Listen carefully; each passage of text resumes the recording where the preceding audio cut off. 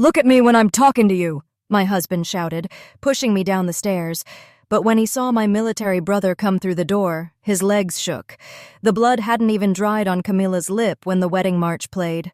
And she was 22 years old, with skin marked by the sun from days spent working as a seamstress since she was 15, delicate hands hardened by needle and thread, and a gaze that, though tired, still sought love in the corners of the world.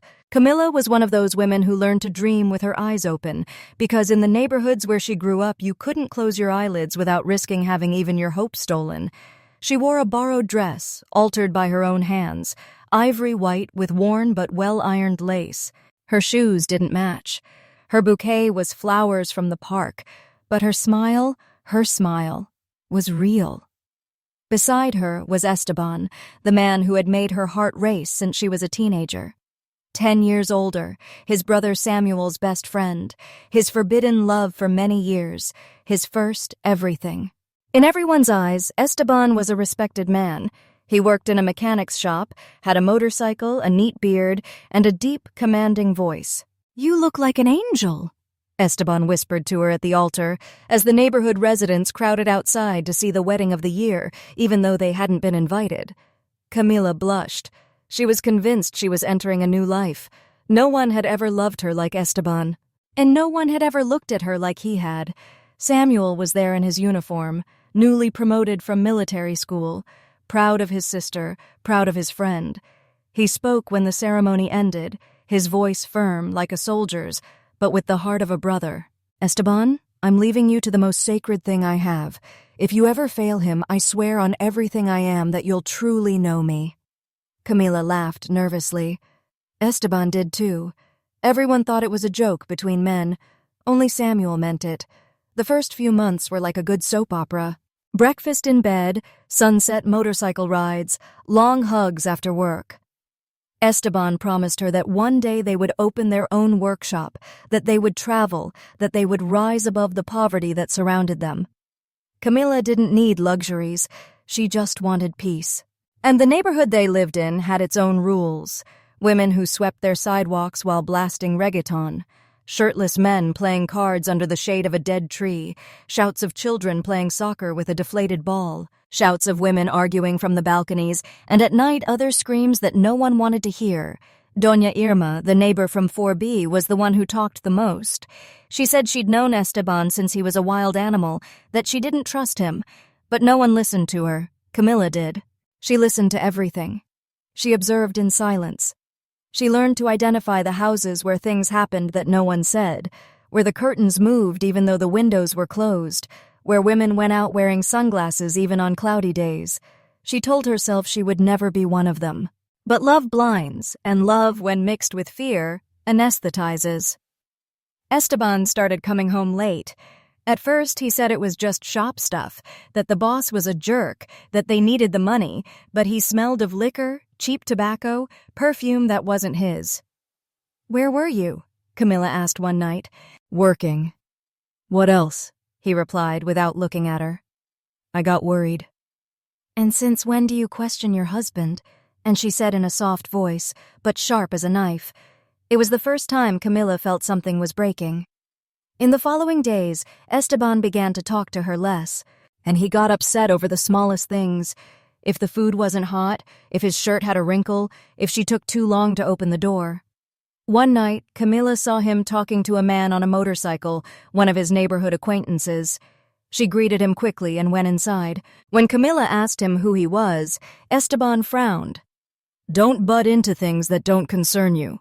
Do you want trouble?" That sentence made a lump form in her throat. It was the first time it sounded like a threat, the first time its tone sent shivers down her spine. The days became a tense routine. Camilla tried to keep smiling, cooked her favorite dishes, played soft music, but nothing was enough. "Why are you looking at me like that?" he said to her one day. "Oh no, I'm not looking at you at all. If you are, you're judging me." "Do you think you're better than me?" Camilla wanted to cry, but she learned to hold back her tears, to swallow her sadness with saliva. One afternoon, while she was folding clothes, she received a call from her mother. They spoke for 15 minutes. Nothing out of the ordinary. But Esteban, who had arrived unannounced, heard the last part of the conversation from the doorway. "Who were you talking to, huh?" she shouted, bursting into the room like a storm. "Don't lie to me, Camilla. It was Mom. Just Mom," she responded, frightened. "You're going to yell at me. You're raising your voice." Esteban's tone was like a thread of burning gunpowder. "Don't provoke me, Camilla. I'm not a fool." She took a step back. Esteban grabbed a plate from the table and smashed it against the wall. Glass flew like razor blades. "I told you not to lie to me." Camilla was trembling. As she wanted to run to the bathroom, but she didn't. She stood still, her heart in her throat. Esteban was breathing heavily, looking at her as if she were his enemy. That night they slept in silence, he in bed, she on the floor, hugging a pillow. There were no apologies, no words. And the next day, Doña Irma knocked on the door with a loaf of bread in her hand. "Everything's fine, my daughter. Something strange was heard last night." Camilla forced a smile. "Everything's fine, Doña Irma. Just dropped a plate." "Oh, right." The old woman didn't say anything else, but her expression said it all. Camilla closed the door and leaned her back against it. She felt the air draining from her, as if love had become a cage, a nightmare she didn't know how to escape. Days passed, and Camilla pretended. She laughed when she should have. She kept quiet when she could. She didn't want to worry her mother, much less Samuel, who was already on active duty in the north of the country. And her brother sent her audio recordings every week, always with the same phrase at the end. "Are you okay, little sister? I love you." "Esteban must be taking care of you properly, right?" Camilla responded in a sweet voice. She said everything was fine, but her body was starting to speak differently. Insomnia, loss of appetite, deep dark circles under her eyes. One night, Esteban came home with a stained shirt. She didn't explain, just threw the phone on the table and went to the bathroom. Camilla, driven by anxiety, looked at her phone. She just wanted to understand. She unlocked it. There were messages from an unknown woman, photos, videos, phrases that hurt more than the screams. When Esteban came out and saw her with the phone in her hand, everything changed. "What are you doing looking through my phone? And I didn't want to be alone." Camilla tried to speak. Esteban approached her quickly, his eyes filled with fury. "This is how you repay me for everything I do for you." He snatched the cell phone from her hand. She took a step back. He raised his arm, but stopped. He gritted his teeth, threw the phone on the floor, and left the apartment without saying anything. Camilla sank to the floor. The pieces of broken screen seemed more sincere than Esteban's words. That night, for the first time, she thought about leaving, but she had nowhere else to go. Her mother was sick. Her father had abandoned them years ago, and Samuel was far away. The thought of being just another woman with a swollen face and broken dreams broke her heart. But what she didn't know yet was that her story was just beginning. Sometimes true hell doesn't begin with a scream, but with the silence between two people who once loved each other. And the silence in that apartment became a third party between them, invisible but unbearable. Camilla began to notice that every time she breathed, Esteban frowned. Every time she moved, he became suspicious, and every time she smiled, he looked at her as if she were doing something wrong. The days began to become heavy, as if the house were filled with smoke. Esteban no longer bothered to hide his bad mood, nor did he hide the fact that he arrived with his shirt stained with dried blood, his knuckles scraped, and his cell phone full of messages that he quickly deleted. He no longer had excuses, nor did he need them. And one night, while Camilla was clearing the dinner dishes, she heard for the first time a man who would become a shadow in her life, the fat Medina. "That bastard wants to see me on my knees," Esteban growled as he spoke on the phone, pacing like a caged beast. "What are you waiting for?" "I'm not going to pay him another peso until he gives me back what he promised." Camilla barely breathed. She didn't want to interrupt. She knew that a comment at the wrong time could mean a night of insults, or worse. Esteban hung up, threw his phone on the couch, and poured another drink. "Who's Fat Medina?" she asked without looking directly at her. "Don't get involved," he replied tersely. "It's a man's thing. You don't understand that world."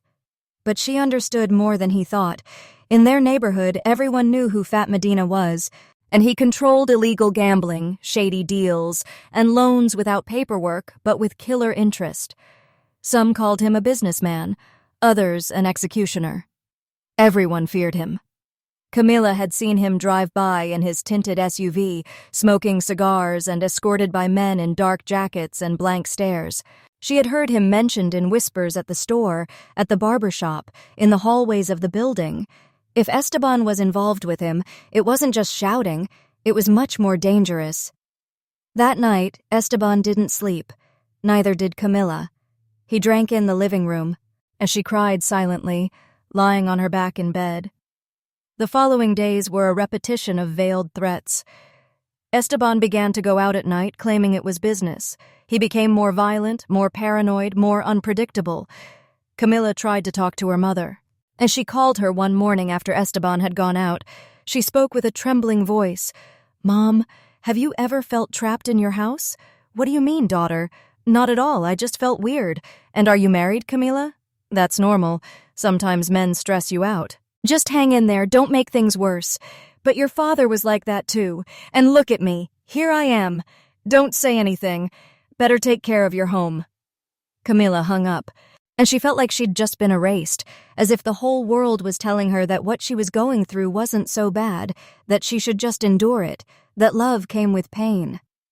Esteban returned that night with a wound on his cheekbone. He told her not to ask. He locked himself in the bathroom. Camilla, while washing the dishes, listened to him talk.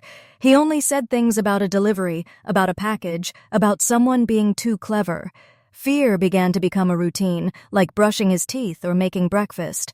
A week later, the first blow came. It was a shove. And not with all his strength, but with all his intention. She had responded somewhat incorrectly, but she didn't quite remember it. What she did remember was how she lost her balance and fell onto the coffee table. She hit her shoulder. He didn't apologize. He just looked at her, spat on the floor, and left. Camilla sat on the floor, her body shaking. She didn't cry. She stayed in shock as if her brain couldn't comprehend what had just happened. In the following days, the shoving became more frequent. He yelled at her for every little thing. If she forgot to put sugar in her coffee, if she couldn't find her keys, if the rice was too salty. And then came the punch. It was sharp, precise, in the stomach. It knocked the wind out of her, and she fell to her knees. And he lifted her by the arm, dragged her to the couch, and said, "Does it hurt?" "It hurts me too that you disrespect me." "Learn, Camilla. Learn who's in charge here." She didn't respond. She just looked at him as if she didn't recognize him, as if the man she had loved were no longer there. Doña Irma, the neighbor, had begun to notice the noises. She stood on the other side of the wall, listening to the screams, the falls, the broken dishes. One night she knocked on the door. Camilla opened it, her face covered in makeup and her eyes swollen. "Everything's fine, dear." "Yes, everything's fine, Doña Irma. Thanks for worrying. I saw your husband leave furious. Fight or not, just work stuff. Well, if you need anything, I'm here. I'm not deaf, you know." Camilla closed the door. She felt shame and anger, but also something like relief. Someone knew. Someone saw. One day, while sweeping the building's hallway, she found a letter in the mailbox. It was from Samuel. "Beautiful sister, today was a tough day. We lost a comrade on patrol. Sometimes I wonder if it's all worth it, but when I think of you, I know it is. You're my anchor, my little piece of home. I hope you're well. I hope you're happy. Esteban told me they're thinking about having children. How exciting! I miss you every day, Samuel." Camilla clutched the paper in her hands, feeling a pang in her chest. And she wanted to write back and tell him the truth, everything, but she couldn't. She didn't want to worry him, and above all, she didn't want Esteban to find out. That night, Esteban returned smelling of gunpowder. His eyes were red, his hands stained. He didn't say a word. He stepped into the shower. Camilla stared at the bathroom door as if it were a prison cell. After dinner, he turned on the television and fell asleep on the couch. She took the opportunity to check his jacket. She found a package and opened it. It was money, much more than he would earn in 6 months at the workshop. And the bathroom door opened. "What are you doing there?" Esteban asked. "No, I was just going to hang up your jacket. You touched it, En." "No, you're checking me out again." She didn't respond. He advanced on her, pushed her against the wall. This time the blow was to the face. and she fell sideways, her hearing adding up. The world was spinning. "I warned you," he murmured in a low voice. "Don't provoke me." He went into his bedroom and closed the door. Camilla lay on the floor with blood on her lip. And she thought of her mother. She thought of Samuel. She wondered if that was the price for falling in love with her brother's best friend. The silence returned, but this time it was darker, deeper, colder. In the bedroom, Esteban was talking on the phone. "Yes, I've got her under control. No, she won't say anything. She's just a woman. I have the money, but I want double that. If not, the next delivery will fall through." Camilla listened from the living room. Every word confirmed what she already knew. She wasn't living with a man anymore. She was living with a monster. And that monster was now growing hungrier and hungrier. There are prisons without bars and chains that can't be seen, but that squeeze more than steel. Camilla no longer walked. She glided through the house like a shadow. She barely opened her mouth, barely ate, only breathed when Esteban wasn't there. And she didn't even do that calmly. The bruises on her body had learned to hide well. Loose clothing, cheap makeup, a forced smile if she passed someone in the hallway. But her soul had no way to disguise itself. Every time she looked in the mirror, she no longer recognized herself. What had once been a young woman with dreams and a voice of her own was now a broken woman, dragging through the days like someone dragging a rusty chain until something changed. It was a gray morning. Esteban had left early, leaving his cup half empty and a threat hanging in the air. "Don't check anything. Don't touch anything. Don't go out." Camilla, used to those 3 commands, headed to the bathroom with her head down. What she didn't expect was to find a small red stain right on her underwear. Her first thought was the worst. But as the hours passed and the dizziness increased, suspicion became certainty. Camilla was pregnant. The news didn't fill her with joy. It chilled her blood. She didn't know whether to cry or faint. Fear was stronger than any other emotion, because the question drilling into her mind wasn't whether she was ready to be a mother, but something much darker, much more painful. What if the child wasn't Esteban's? A few weeks earlier, in the middle of a doctor's appointment, while she was waiting outside the community care office, one of Esteban's men had intercepted her in the hallway. His name was Victor. He always looked at her with a crooked smile as if he knew something. This time, she was alone. And the office had an electrical problem. The lights flickered. Everything was silent. Victor didn't say a word. He just pushed her into an empty room. He closed the door. Camilla didn't scream. She just gritted her teeth. When it was all over, he left her there trembling, her underwear ripped and her dignity shattered. He told her not to talk, that no one would believe her, that he had photos, and he made good on his threat. A week later, Esteban showed her a picture on his phone of her crying on the floor of that same living room. "Watch what you do, Camilla. Here, even your loved ones answer to me." She understood there was no way out, that even when she thought she was alone, he was watching her. Now, with a life growing in her womb, the hell became deeper. And if it was Esteban's, and if it was Victor's, and if it was no one's, she didn't say anything, didn't go to the doctor, didn't tell her mother, didn't write to Samuel. She just cried and started writing letters. And she bought a small notebook at the corner store. She locked herself in the bathroom at night and there, with shaky handwriting, wrote letters to no addressee. Sometimes he addressed them to women in the neighborhood whom he also heard crying at night. Sometimes he signed them with false names. He left them under doors, in mailboxes, in bread bags. If you're reading this, you're not alone. I'm afraid too. I hide too. I only breathe when he's asleep too. Don't see it as your fault. It isn't. One day we'll get out of here. And if we don't get out, at least let the world know we tried. Writing became her way of resisting, of saying, "I'm here, even if no one sees me." Doña Irma had been suspecting for some time, but that week, after hearing a loud thud and a muffled moan, she decided to act. He bought an old tape recorder at the market, and he hid it in his closet with the microphone pointed toward the wall he shared with Camilla's apartment. He also started taking photos. He waited for Camilla to take out the trash or hang laundry on the roof. There was always something, a scar on her neck, a bruise on her arm, a sprained wrist. One Tuesday morning, Doña Irma left a note under Camilla's door. "I know what's going on. You're not alone. I'm recording everything. If you ever want to talk, just knock 3 times on my door." Camilla read the note, clutched it to her chest, and stood there in front of the door for minutes. She wasn't able to knock, but for the first time in a long time, she felt like someone else was there. That night, while she was washing dishes, Esteban arrived earlier than usual.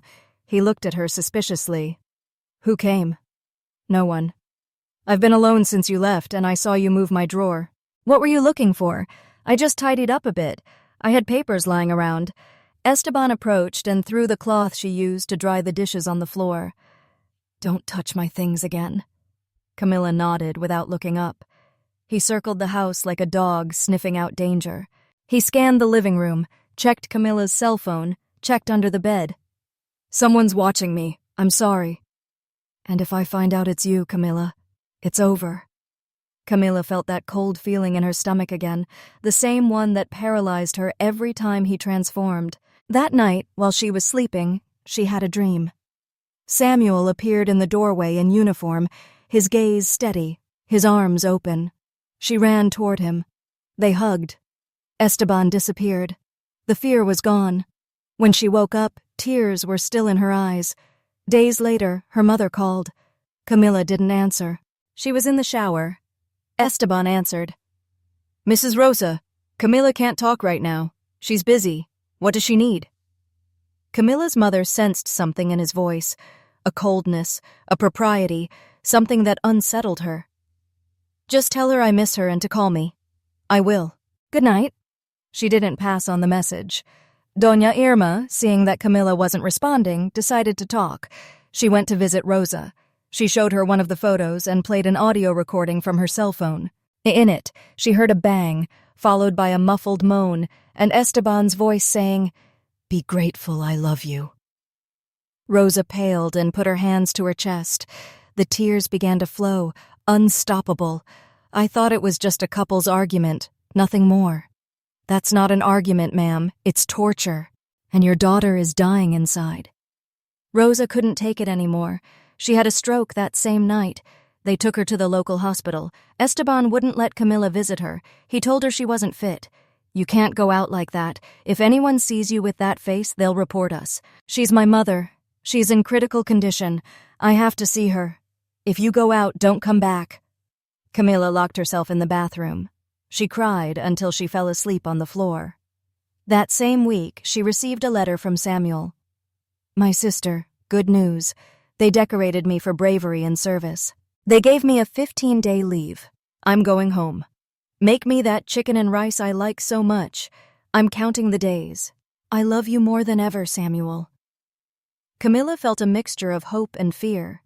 What would happen when Samuel saw everything? When he saw Esteban for who he really was, would he be able to protect her, or would he be just another one who would end up hurt?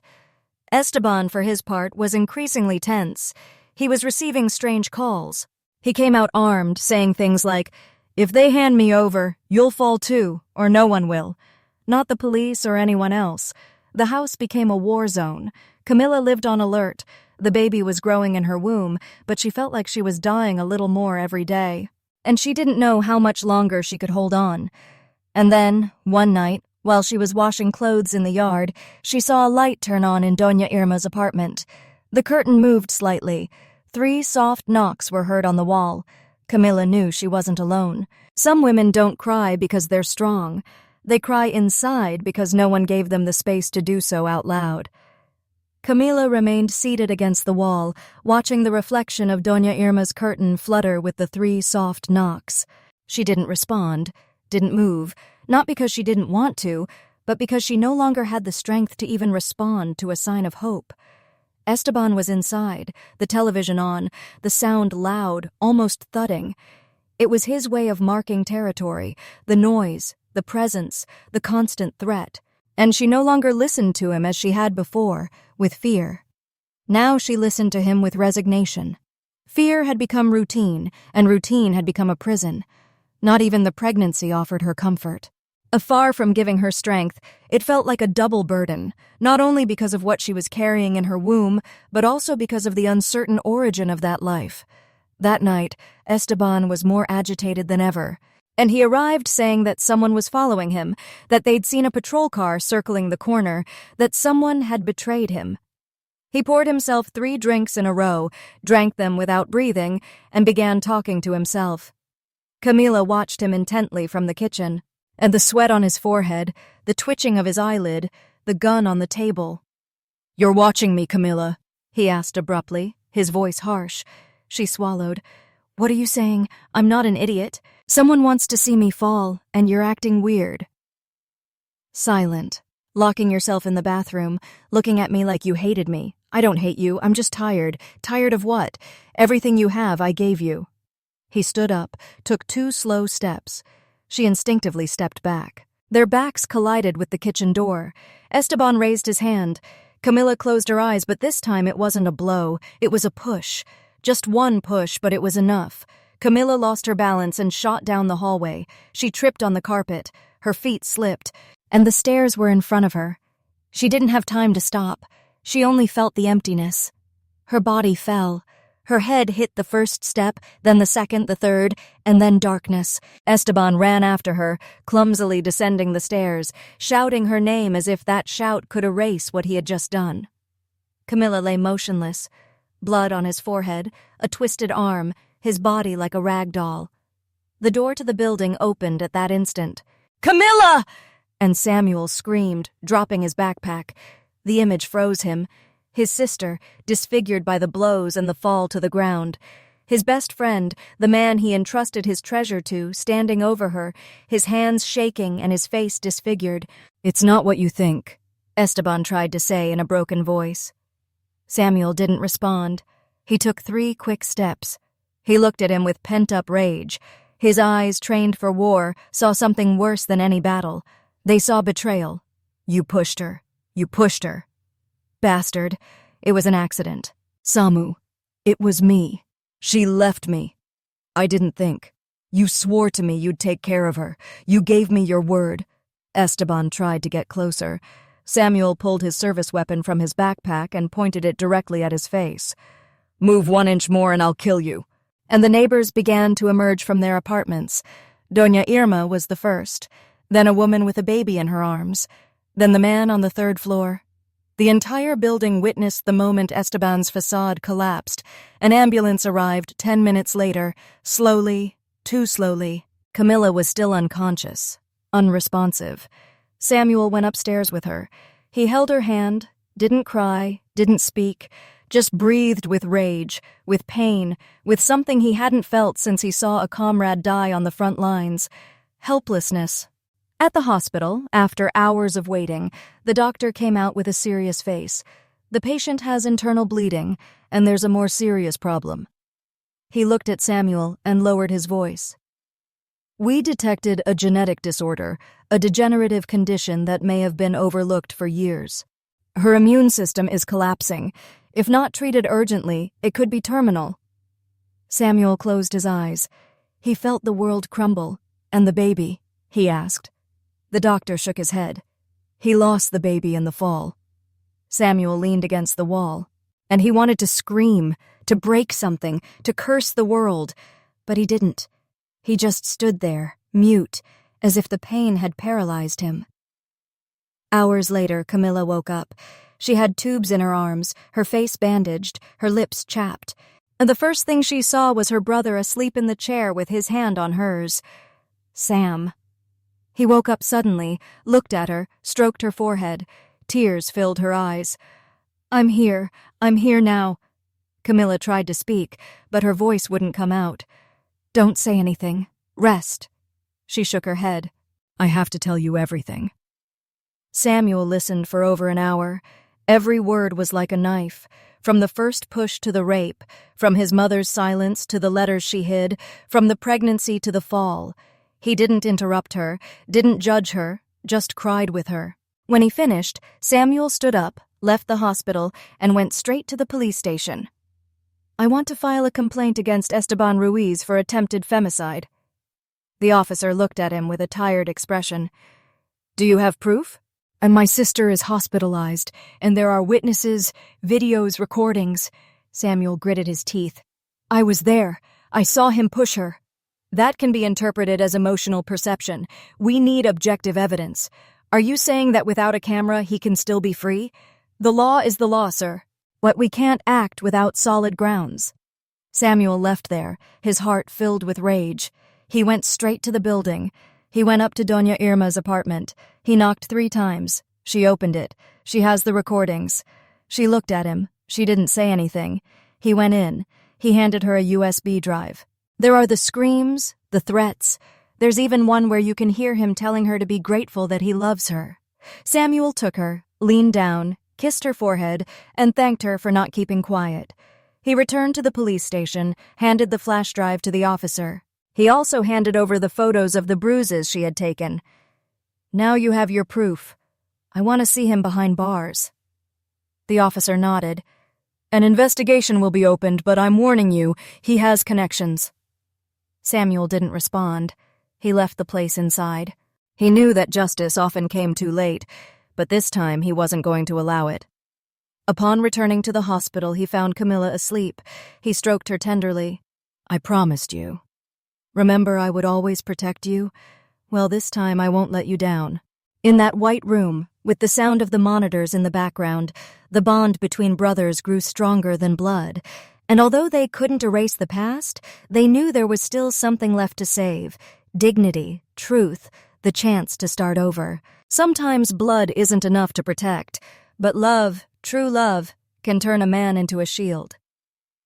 Samuel hadn't slept since his sister was admitted. He stayed by her side every night with his hand on hers, hoping the beep of the monitor wouldn't change its rhythm.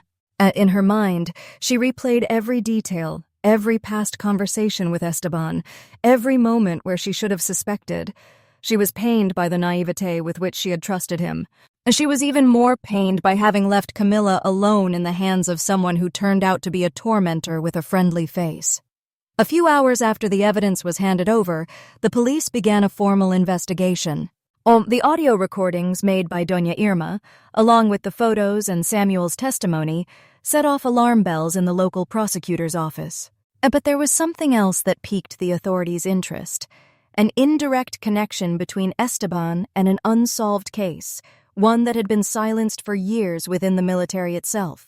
The 21-year-old son of former Commander Arriaga had disappeared months earlier after infiltrating an illegal gambling ring operating in marginal neighborhoods on his own initiative. It was learned that the young man had managed to record several cartel members during a delivery, but was never seen again after that. His body was never found. The case was closed as a voluntary disappearance. Now, with the accusations against Esteban, the commander's name resurfaced. The prosecutor in charge of the case called Samuel. She asked him to come to headquarters. She received him respectfully. They had already investigated some of Esteban's financial transactions. The numbers didn't add up, nor did his supposed job at the auto repair shop. Did you know Commander Arriaga's son? The prosecutor asked. Yes, Marcos was a noble, dreamy boy. He wanted to be like his father, but in his own way. I knew he was investigating illegal gambling rings. I didn't know those rings were connected to Fatso Medina. Samuel clenched his fists. Is he telling you Esteban had something to do with it? Esteban worked directly for Medina, and we have reason to believe Marcos was murdered by direct order and executed by someone using the alias Ruiz, Esteban Ruiz. Samuel felt like a brick had been placed against his chest. That bastard didn't just destroy my sister, he killed an innocent person. The prosecutor looked at him seriously. And we need time to put together the full file, but we're already following it. We know where he's hiding. Don't act on your own. If you touch him, everything we have falls apart. Samuel nodded, but inside him something simmered stronger than justice, the desire for revenge. Meanwhile, Camilla woke up in the recovery room. The white lights, the smell of disinfectant, the nurse's murmurs, everything seemed alien to her. And her stomach was flat, her body light, but not from relief, from emptiness. The doctor came in, the file in her hand. Camilla, I have to tell you something. The pregnancy didn't survive. I'm sorry. She didn't cry. She didn't scream. She just lowered her gaze. Did you know whose it was? she asked in a low voice. And she wasn't genetically compatible with Esteban. We can't say more, but it wasn't his. Camila closed her eyes. A tear slid down her cheek, not from the loss, but from the memory of Victor, from the disgust of that night, from not having been able to say anything before, from feeling like his body no longer belonged to her.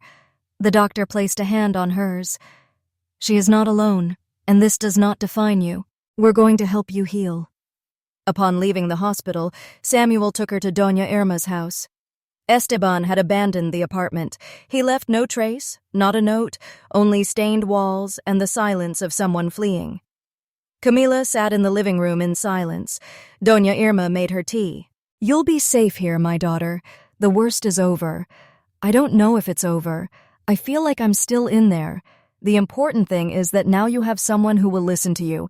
I'm not going to keep quiet anymore. No one should.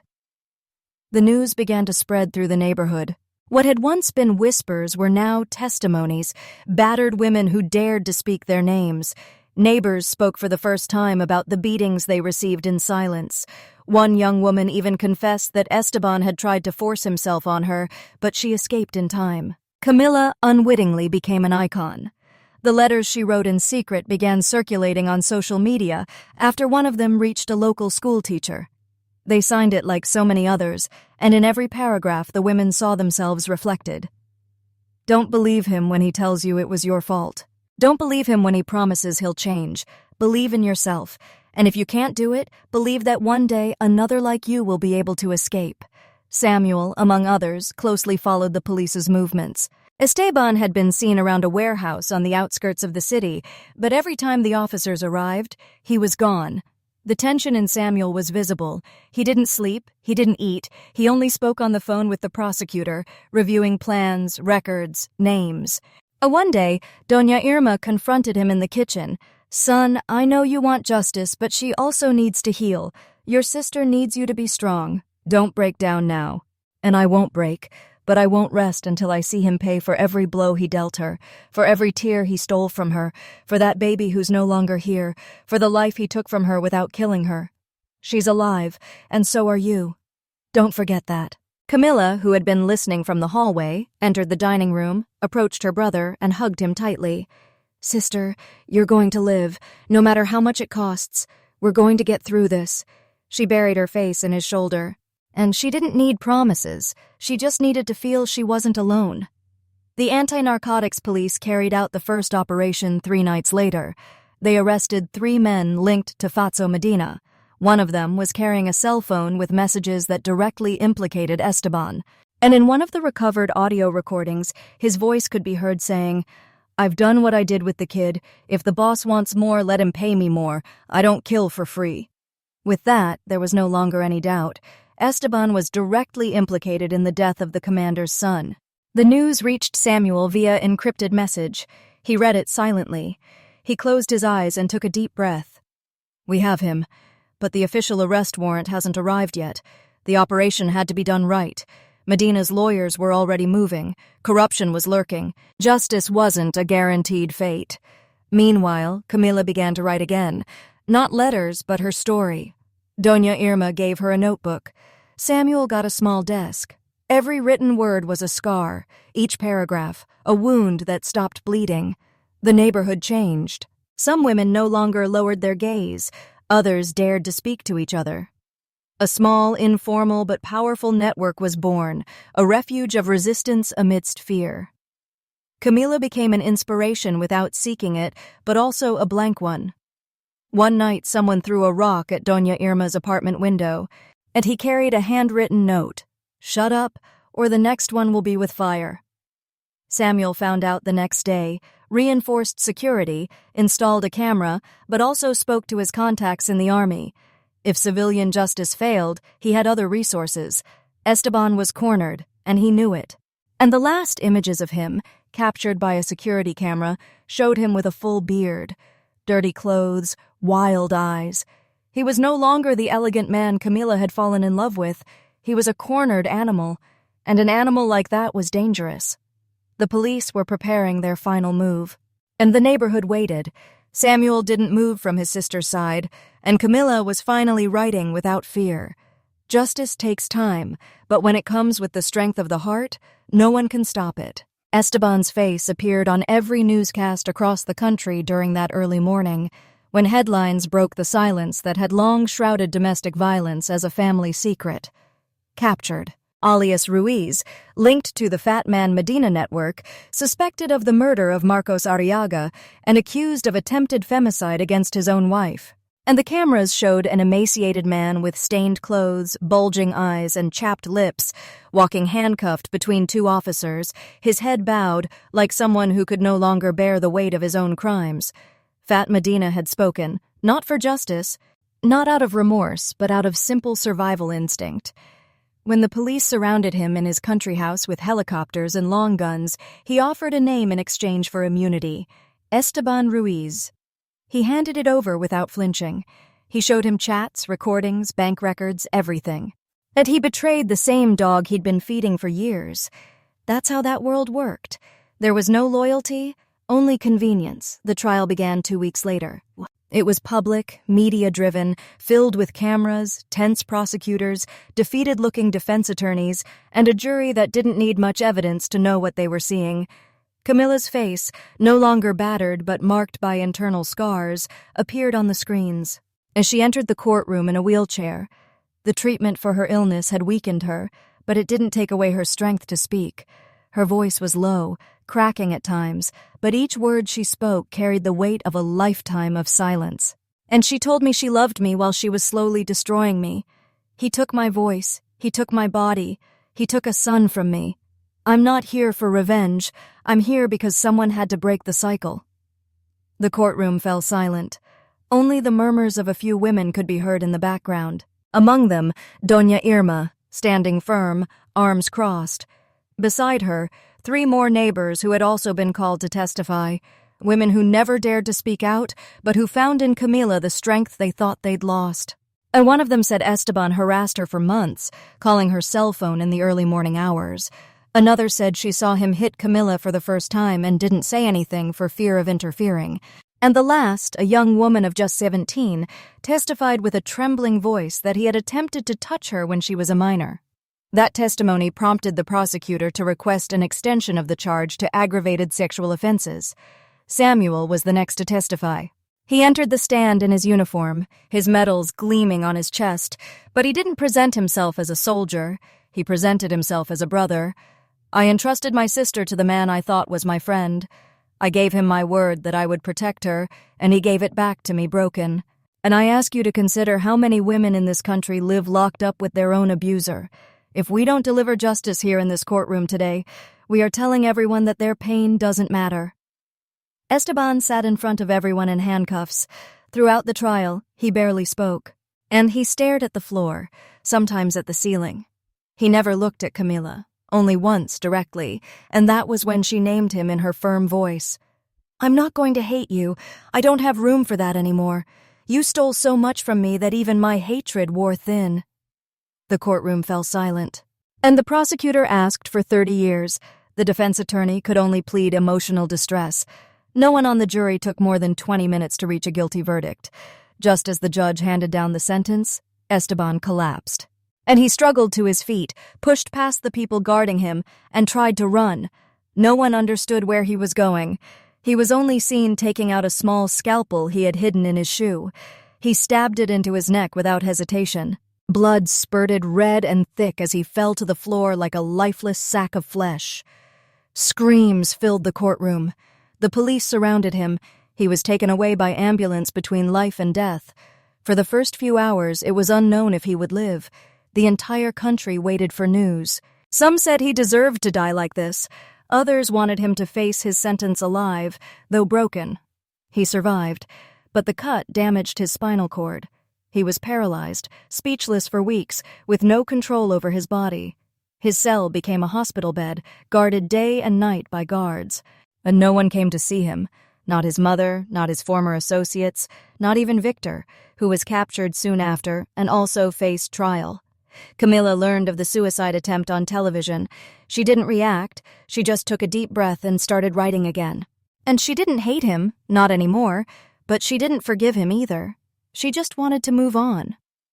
A month later, a woman knocked on Doña Irma's door, and she introduced herself as a representative of an international organization that had read Camila's letters, which were leaked on social media by a journalist.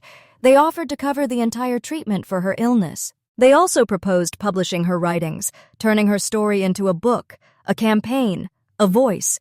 You saved more lives than you can imagine. Now let us help you save yours. Camila didn't know what to say. For the first time in a long time, she cried, but this time not out of fear or anger. She cried out of relief. Samuel hugged her that night like he had when they were children and hid under the table during their parents' arguments. "You're alive, and not only that, you're free," she responded with a sweet look. "I couldn't have done it without you." "It's a lie. It was you. I was just there to remind you." Doña Irma came in with hot tea and smiled. Now to live with all that entails. Camilla, from her chair, looked out the window. The streets were the same, the clothes hanging, the noise of the ice cream cart's engine. But something was different. The silence no longer hurt. It was no longer an accomplice. Now it was a witness. Sometimes silence is the best witness, and truth is the only judge who always renders justice. 2 years later, the streets of the neighborhood are no longer the same. Or perhaps they are, but the eyes that look upon them have changed. And the building where Camilla lived still has the stains on the walls, the dangling wires, the creaking staircase, the screams of children running barefoot, but something different floats in the air. A feeling, an echo of dignity that hadn't been heard before. Ta, a collective murmur that learned to name the pain by its name. Camilla now lives in a simple one-story house, far from the past that nearly consumed her. She shares a roof with Samuel, who left the army after his last decoration. He chose to hang up his uniform to dress as a brother full-time. And she traded weapons for tools, military strategy for community planning, orders from superiors for the voice of her conscience. Together, they built something stronger than any wall, a refuge, a space where women who have lost everything can start over. They named it with their hearts on their sleeves, Casa Luz, in honor of the baby Camilla lost, whom she never met, but who taught her that even the briefest moments can leave an eternal mark. Casa Luz is much more than a care center. It's a declaration, a rebellion, an act of collective love. Samuel runs it with the discipline of someone who knows what it means to care for others. Doña Irma is the first to arrive every morning. She opens the windows, lights the coffee pot, arranges the brochures, and hugs the new arrivals without asking any questions. Sometimes she just takes their hands and says, "There's no judgment here, just breathing." Camilla, though her body is still weakened by the genetic disease, is the soul of the place. He no longer needs a wheelchair, but he walks slowly with a cane that doesn't disguise weakness, but rather strength. His face looks different. The scars of the past are still there, but they don't hurt as much because now he wears them like flags. Because he's learned that there's no shame in having survived. Every week he sits in a corner of the center with his notebook open. He writes slowly, line after line, chapter after chapter. Her book has a title that no one wanted to change, Letters from My Confinement. It's not a story of tragedy, it's a manifesto of hope. Page by page, she tells her story with rawness, but also with beauty. And she doesn't hide the horror, but neither does she conceal the light that emerged from it. Some publishers have expressed interest. Camilla isn't seeking fame. All she asks is that it fall into the right hands. That a woman anywhere in the country open it one night in silence and feel that someone understands her, that she's not alone, that what she's going through isn't her fault, that there's a way out. Doña Irma jokingly says they should make a movie about it. Camilla laughs. And her laugh is new, different from before. It's a laugh that doesn't seek to embellish, that doesn't ask permission, that simply springs. Neighbors now greet her with respect. Some cross the street just to see her up close. Others leave letters in the downtown mailbox. Many don't dare speak out loud, but looking at her gives them courage, as if she were living proof that not all is lost. Samuel watches everything from the shadows. He doesn't like to be seen. He prefers to organize the center's logistics, coordinate workshops, secure medicines, and accompany transfers. Sometimes he's found in the kitchen washing dishes while listening to the stories of women who arrive fleeing the opposite. He doesn't ask questions, he just listens. And if someone breaks down, he repeats the phrase he told his sister so often in the darkest of early mornings: "You're going to live, and you won't do it alone." Camila's illness continues its course. Treatment keeps her stable, but the prognosis isn't optimistic. Doctors don't say it out loud, but her body speaks for itself. Her hair is thinner, her skin more fragile, and the fatigue accumulated in her bones. She knows this and isn't afraid of it, not because she's resigned herself to it, but because she's already endured the burden of her own fragility. And one night, while writing by the window, he felt the urge to put it all in writing, not for the book, not for the public, but for Samuel.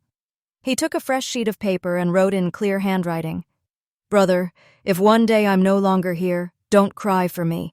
Don't remember me as a victim. Remember that I was brave, that I was able to get up when all seemed lost. You taught me that. You gave me wings when I no longer had the body to fly. Promise me you'll continue helping others, that you won't close this place, that you won't let fear win. And if you ever feel like you can't take it anymore, open my book, read my letters. I'll always be there. I love you." Cammy tucked the sheet of paper between the pages of her notebook. She didn't mention it, she didn't dramatize it, she just felt she had to. And the last week of that year, Camila was invited to give an open talk at Casa Luz. It would be the first time she would speak in public since the trial. Samuel asked her if she was sure. She nodded calmly. There were no prepared speeches. She wouldn't bring notes, just her truth. That day, more than 50 women gathered in the center's courtyard, some holding their children, others alone, fear still trembling in their eyes. Doña Irma sat in the front row with a thermos of tea and moist eyes. Samuel remained motionless in the back. Camila stepped onto the small improvised stage, and she took the microphone with firm hands. Her cane rested at her side.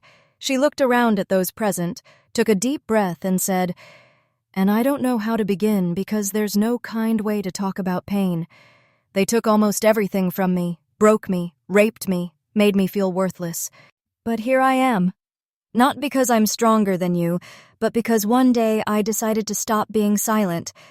The women didn't look away. My story isn't unique.